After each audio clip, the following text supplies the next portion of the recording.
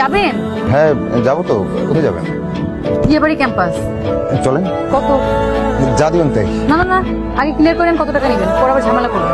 আমি ঝামেলার মানুষ না, আর ভাড়া কত ঠিক জানি না, শহরে নতুন চালক। ও আচ্ছা ঠিক আছে, পরে কিন্তু কোনো ঝামেলা করতে পারবেন না।